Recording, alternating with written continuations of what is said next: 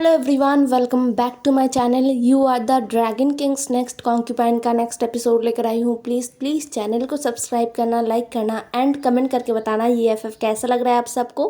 And guys, I am really sorry, कल ना हमारे यहाँ पूजा था इसलिए मैं रिकॉर्डिंग नहीं कर पाई। तो चलिए शुरू करते हैं आज के एपिसोड को। पिछले एपिसोड में हमने देखा था जहाँ पर विंग लैन फुरैन होने का अपना जिम्मेदारी निभा रहा था और वांगजे के जितने भी लोग थे ना, मतलब जितने भी मंत्री थे, जितने भी एल्डर्स थे जो एज अ लॉर्ड वांगजी को सर्व करते थे, वो सभी विंग को भी खुशी खुशी सर्व कर रहे थे। साथ में लैन शिचैन भी थे, वो विंग के पर्सनल एडवाइज़र के तौर पर विंग के साथ थे और लैन शिचैन ने खुद को साबित किया था। हालांकि पहले उनको किसी ने भी माना नहीं था, किसी ने भी उनको एज अ एडवाइज़र मानने के लिए तैयार ही नहीं था कोई भी, लेकिन उन्होंने अपनी काबिलियत से एक बार फिर सबके दिल में अपने लिए जगह बना ही लिया था। हालांकि कोई भी अब तक लैन शिचैन को पूरी तरीके से भरोसा नहीं करते हैं, लेकिन उतना भी नहीं कि उन्हें ना देखना चाहे। लैन शिचैन जो अच्छी तरीके से विंग को अच्छी अच्छी चीज़ें सिखा रहा था कि कैसे चीज़ों को संभालना है। एक सेक्ट को संभालना आसान नहीं है, और वो भी एक ऐसे इंसान जिसे इस बारे में कोई पता भी नहीं है, कोई आइडिया ही नहीं है कि कैसे किया जाता है, कैसे सेक्ट को संभाला जाता है। इतने सारे लोगों का जिम्मा रहता है, सुरक्षा रहता है, ये सब कुछ कैसे संभाला जाए। और वहीं हमले की वजह से सेक्ट का पूरा बुरा हाल हो चुका था, लेकिन उन सारी चीज़ों के बाद विंग ने मजबूती से खड़े रहते हुए सब कुछ संभाला, और साथ में अपनी प्रेगनेंसी को भी। वो अपने 9th मंथ के पेन में था, भी उसे अभी बहुत ज़्यादा दर्द हो रहा था और बच्चा बस आने ही वाला था। अभी विंग बस इतने दर्द में भी ये सब कुछ सोच रहा था कि उसने अपनी जिम्मेदारी को निभाया है, लेकिन उसे डर लग रहा था। जितना उसे दर्द हो रहा है, क्या वो ज़िंदा बचेगा?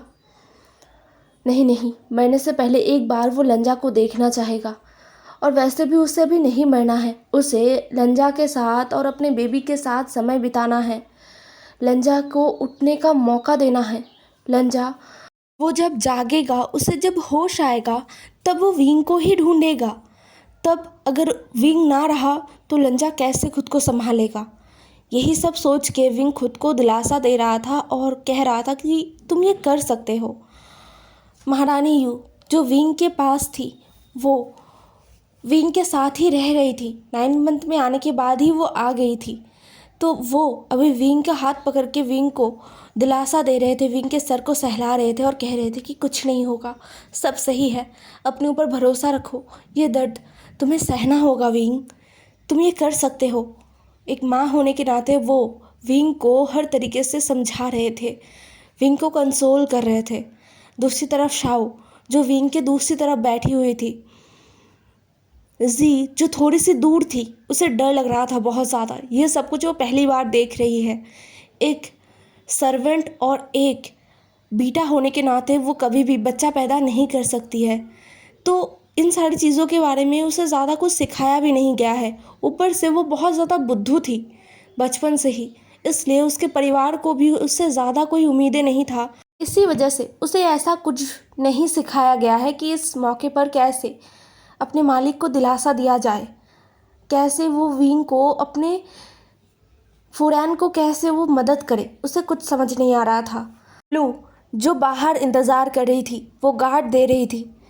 ये मौका बहुत ही नाजुक है।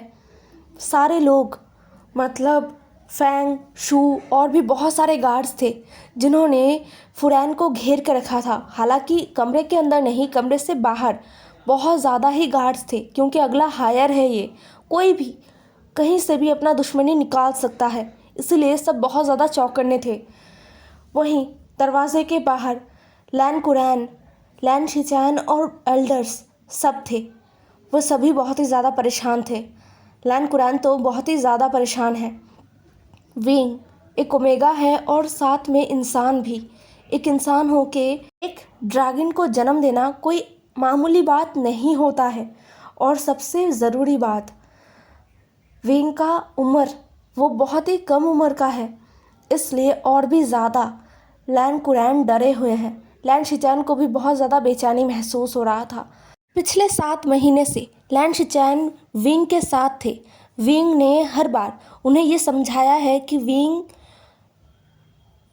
उन पर भरोसा करता है और लैन शिचैन को कहीं ना विंग के अंदर उनका छोटा भाई दिखता है। और उन्होंने विंग का इन 7 महीनों में बहुत अच्छा ध्यान रखा है। उन्होंने दिल से विंग के लिए बहुत ज़्यादा आशीर्वाद दिया है, प्यार किया है। एक छोटे भाई होने के नाते वो बहुत लाड प्यार करने लगे हैं विंग को, क्योंकि विंग का ऐसा ही कुछ अंदाज है जहाँ पर उनके अपने सेक्ट ने उन पर भरोसा नहीं किया। और ना करने का भी वजह है, ठोस वजह है। वो ऐसे नहीं कह रहे कि उनके सेक्ट वाले गलत थे, लेकिन नहीं किया। वहीं पर एक बाहर का इंसान जो लैन शिचैन को जानते भी नहीं है, उन्होंने भरोसा किया। तो लैन शिचैन विंग के ऊपर बहुत ज़्यादा शुक्रगुजार है, इसलिए वो बहुत ही ज़्यादा परेशान है। लगभग 3 घंटे दर्द झेलने के बाद विंग ने फाइनली बर्थ दिया। उसे जैसे ही महसूस हुआ कि उसके शरीर से कुछ निकला है, वैसे ही उसका शरीर ना एकदम छोड़ देता है। वो एकदम बिस्तर में अपने शरीर को छोड़ देता है और गहरी गहरी सांस लेने लगता है। उसने अपनी आँखों को भी बंद करके रखा था और उसके कानों में लोगों के चिल्लाने चीखने का आवाज़ आ रहा था। उसने अपने बंद हो रहे आँखों को खोलने की कोशिश किया और देखा कि क्या हो रहा है। तो उसने देखा कुछ लोग जो यहाँ के हीलर्स हैं वो मुस्कुरा रहे हैं, जिन्हें देखकर विंग को थोड़ा सा शांति महसूस हुआ कि कुछ बुरा नहीं है। और ये महसूस होते ही ना विंग बेहोश हो गया। दूसरी तरफ हीलर्स वो बहुत ही ज़्यादा खुश थे। महारानी यू जो विंग को अभी भी छोड़कर नहीं उठती है, वो बस विंग का हाथ पकड़ के थोड़ा सा अपना सर ऊंचा करके उनके ग्रैंडसन को देखते हैं। हीलर्स आपस में बात करते हैं और कहते हैं हमारा हायर आ चुका है, ये बहुत ही ज़्यादा हेल्दी है। ये कहते हुए हीलर ने उसे साफ किया। वो बच्चा जो रो रहा था, ज़ोर ज़ोर से रो रहा था, उसके रोने का आवाज़ बाहर तक आ रहा था। शाओ जो बस अपने आंखों में आंसू भरे उस बच्चे को देख रहा था, उसे तो भरोसा ही नहीं हो रहा था कि इस छोटे से ओमेगा ने एक नए ज़िंदगी को बर्थ दिया है, और वो भी इतना प्यारा। सच में ये बहुत प्यारा है। हीलर ने अच्छे तरीके से बच्चे को नए कपड़े में लपेटा और फिर उसे बाहर लेकर आया और उसे महागुरु लैन के गोद में दे दिया। महागुरु लैन जो बहुत ही ज़्यादा खुश होते हैं, वो बच्चे को देख रहे थे। हाँ, एकदम उन्हें महसूस हुआ कि ये एकदम वांगजी है, वही वांगजी जो आज से लगभग 29 साल पहले उनके गोद में था। हाँ, ये तो वही वांगजी है। ये सब कुछ सोचते हुए अंकल लैन की आंखों में आंसू आ गए। लैन शिचैन जिन्होंने बच्चे को देखा, उनका तो हाथ पैर कांप रहा था। वो इस बच्चे को बिल्कुल भी छू भी नहीं सकते। उन्हें लग रहा था कि अगर वो इस बच्चे को छुएंगे तो ये इसे पाप लग जाएगा, ये बहुत ही ज़्यादा अशुद्ध हो जाएगा। इसलिए वो बस दूर से देखते हैं। उन्हें भी महसूस होता है कि वो बस छोटे से लैन वांगजी को देख रहे हैं, उनके भाई को देख रहे हैं।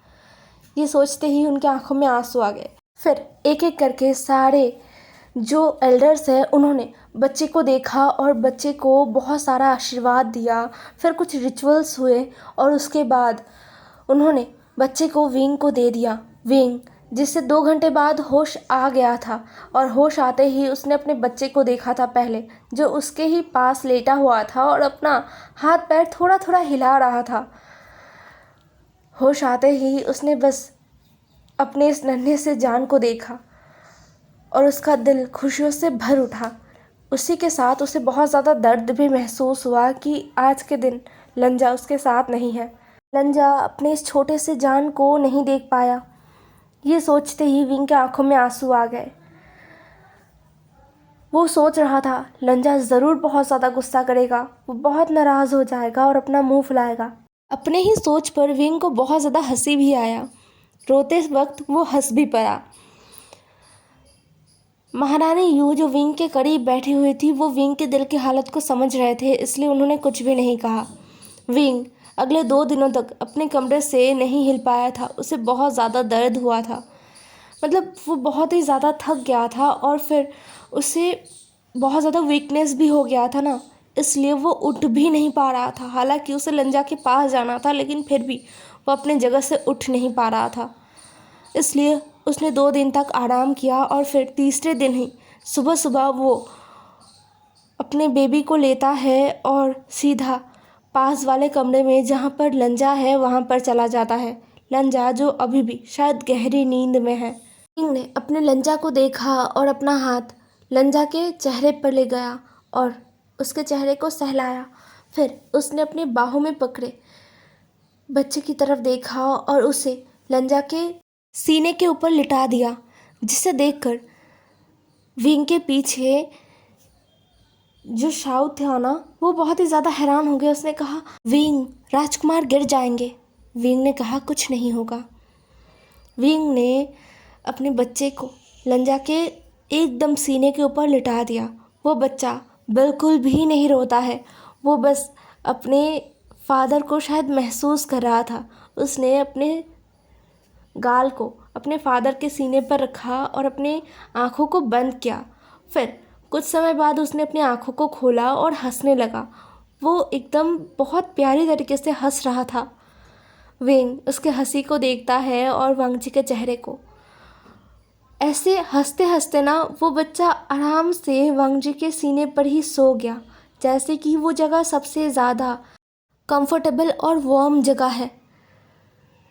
शाओ ने ये देखा और उसने मुस्कुराया। उसने कहा, प्रिंस अपने बाबा को पहचानते हैं।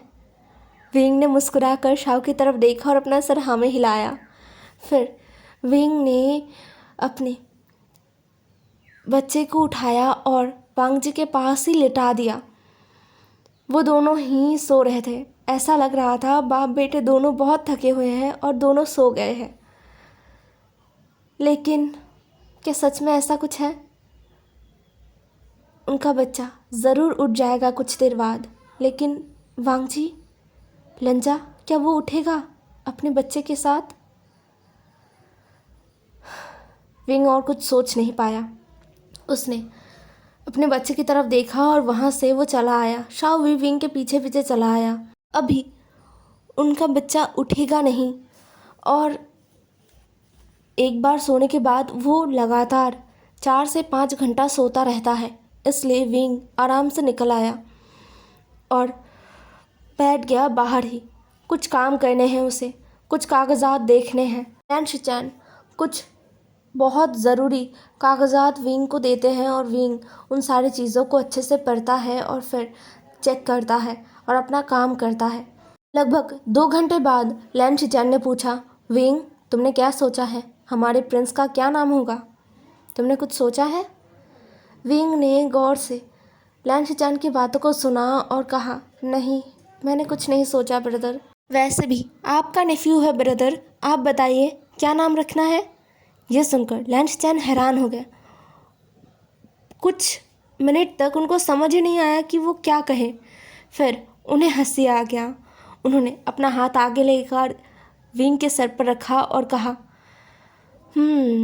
तो फिर मुझे सोचना पड़ेगा कि मेरे नेफ्यू का क्या नाम होने वाला है।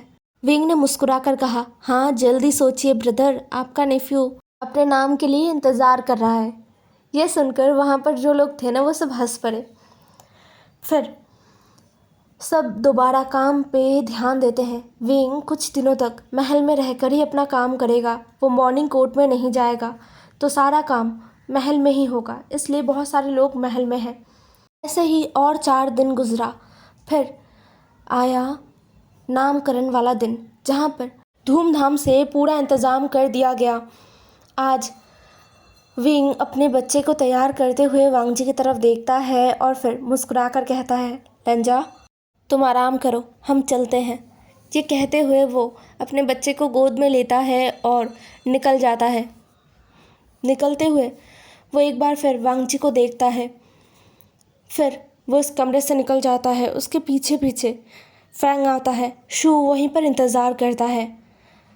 वो अपने लॉर्ड के पास ही बैठा रहता है और लॉर्ड को देखता रहता है। शू जो मुस्कुराकर लॉर्ड से बहुत सारी बातें भी करता है कि आपको पता है लॉर्ड, प्रिंस आपके जैसे ज़रूर दिखते हैं, लेकिन उनकी आदतें वो फुरैन जैसे हैं। वो बहुत ज़्यादा मुस्कुराते हैं जैसे फुरैन। वो फुरैन जैसे बनेंगे, आप देखना। ये कहते हुए वो हंसता है और भी ढेर सारी बातें करता है। दूसरी तरफ धूमधाम से समारोह का आयोजन किया जाता है, जहाँ पर पूरा लैन क्लैन आया हुआ था, बस अपने हायर को एक बार देखने के लिए। ये नेक्स्ट हायर है और लैन क्लैन का आने वाला भविष्य, जिसे देखने के लिए सभी बहुत ज़्यादा उत्सुक है और सभी बहुत ज़्यादा खुश है। जिस दिन उनके फुरैन ने उनके हायर को बर्थ दिया था, उसी दिन पूरे लैन क्लैन में खुशियाँ ही खुशियाँ छा गया था। सबके मुंह पर बस अपने हायर को लेकर शुभकामनाएं थे। सब अपने हायर को बहुत ज़्यादा ब्लेसिंग्स दे रहे थे और कह रहे थे कि उनका ज़िंदगी बहुत लंबा हो, और साथ में वो फुरैन को भी नहीं भूल रहे थे और अपने लॉर्ड को भी। आज सभी फुरैन और अपने नेक्स्ट हायर को देखने के लिए बहुत ज़्यादा उत्सुक थे। विंग मेन स्टेज पर आया और सारे लोगों की तरफ घूम कर देखा। सभी बहुत ज़्यादा उत्सुक है और खुश भी। माहौल बहुत ही ज़्यादा खुशनुमा है। लैन कुरैन आए और अपने इस छोटे से ग्रैंडसन को अपने बाहों में लिया और फिर उसे अपने दोनों हाथों से ऊंचा कर दिया, सबकी तरफ दिखाते हुए कहा, ये आप सबका नया हायर है, हमारा राजकुमार है, इस लैन क्लैन का आने वाला भविष्य है। आप सब अपने हायर के लिए प्रे कीजिए, प्रार्थना कीजिए कि उन्हें एक लंबी ज़िंदगी मिले और वो अपनी ज़िंदगी में हमेशा हम सब के साथ, हम सबको प्रोटेक्ट करते हुए खुशियों से जिए। ये सुनते हुए सब ने चिल्लाकर अपने हायर को प्रोटेक्ट करने के बारे में कहा। वो अपने हायर के लिए हमेशा लॉयल रहेंगे और अपने हायर के लिए बहुत ही ज़्यादा प्रे करेंगे। फिर वहाँ पर बाकी एल्डर्स ने भी बहुत सारे रिचुअल्स किए जो किए जाते हैं।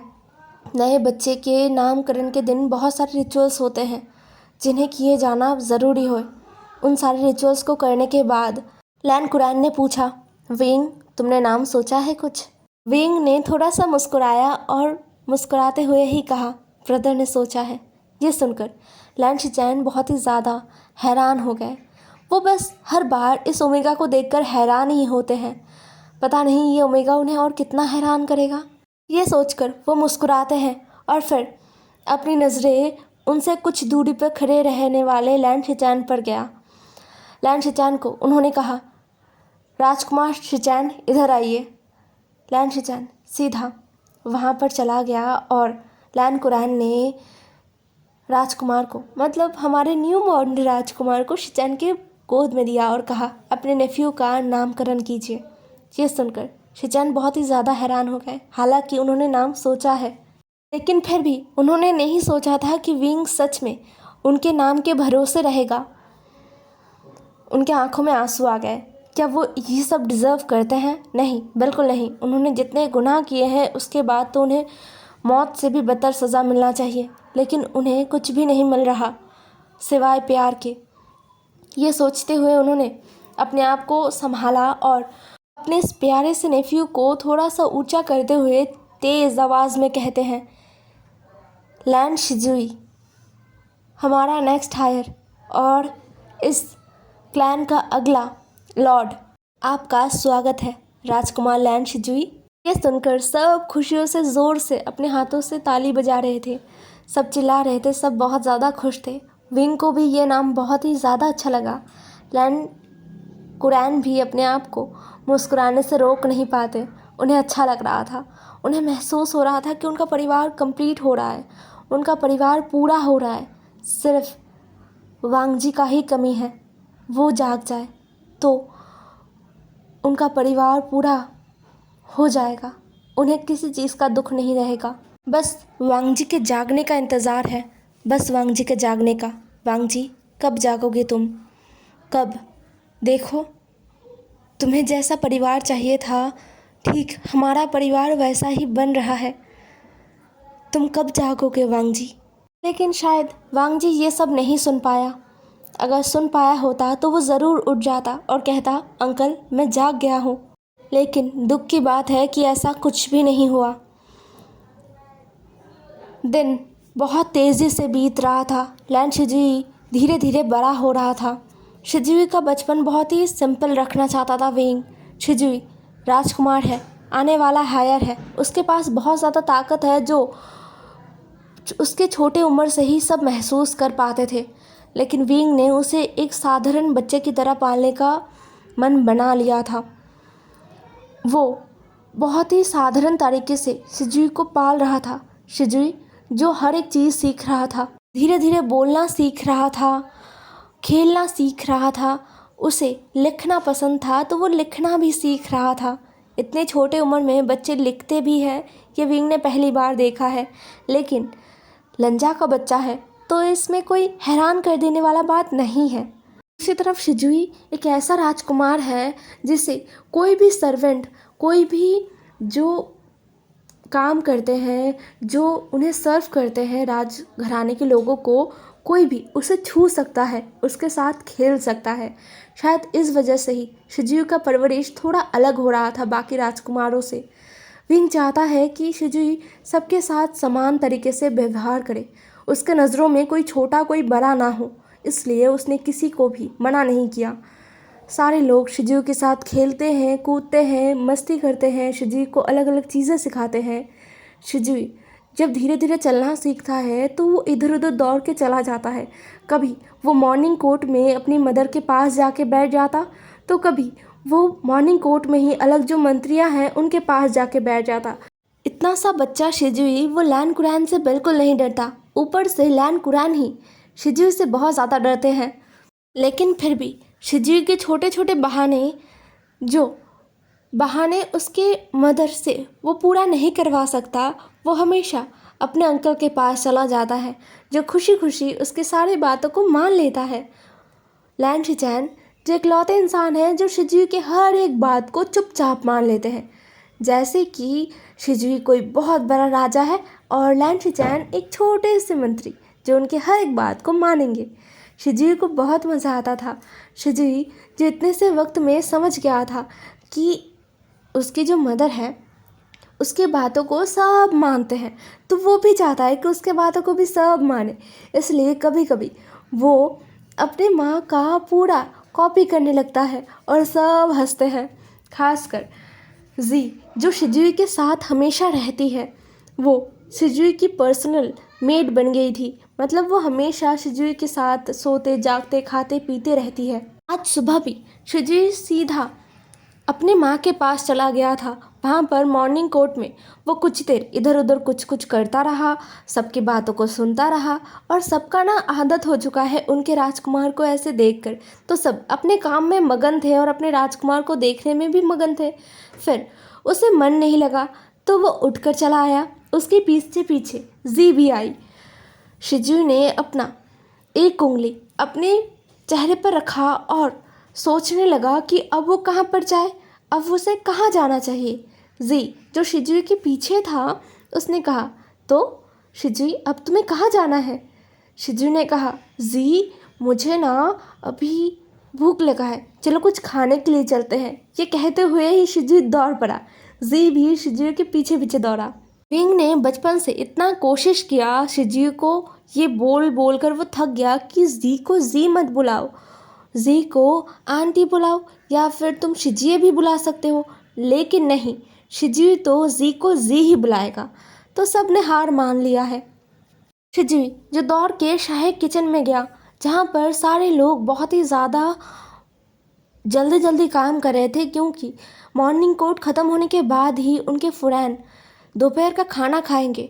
इसलिए सब दोपहर के खाना बनाने में बहुत ही ज़्यादा मगन थे। वहीं पर शिजुई गया और सबको देखा कि सब काम कर रहे हैं। जो मेन खाना बनाने वाला इंसान है ना, उसके पास शिजुई गया और बोला, ग्रैंडपा जाओ, शिजुई को भूख लगा है, आपने शिजुई को आज खाना क्यों नहीं दिया? ये सुनकर वो जो शेफ़ है वो मुस्कुराते हैं और कहते हैं, राजकुमार को भूख लगा है, लेकिन मैंने तो सुबह राजकुमार को खाना खिलाया था। ये सुनकर शिजुई सोचता है और बोलता है, सच में आपने खाना दिया था? शिजुओ का चेहरा देखकर लग रहा था कि उसे तो बिल्कुल याद नहीं है। फिर उसने मासूमियत से कहा, लेकिन ग्रैंडपा, मुझे तो बिल्कुल भी याद नहीं है। शिजुओ को दोबारा भूख लग गया है। यह सुनकर वो जो जाओ है वो जल्दी से एक बन निकालता है और उसे शिजी को देता है और कहता है, राजकुमार, फिलहाल आप ये खाइए, कुछ देर बाद आपको फुरैन के साथ दोबारा खाना है ना। यह सुनकर शिजू ने अपना सर हाँ में हिलाया और फिर वो बन खाते खाते निकल आया। सब मुस्कुरा कर उनके राजकुमार को देख रहे थे। एक सर्वेंट ने कहा, हमारा राजकुमार बहुत प्यारा है। हे एवरीवन, आज का एपिसोड यहीं पर ख़त्म होता है। नेक्स्ट एपिसोड में मिलेंगे। ज़रूर बताना कैसा लगा आज का एपिसोड। Bye bye.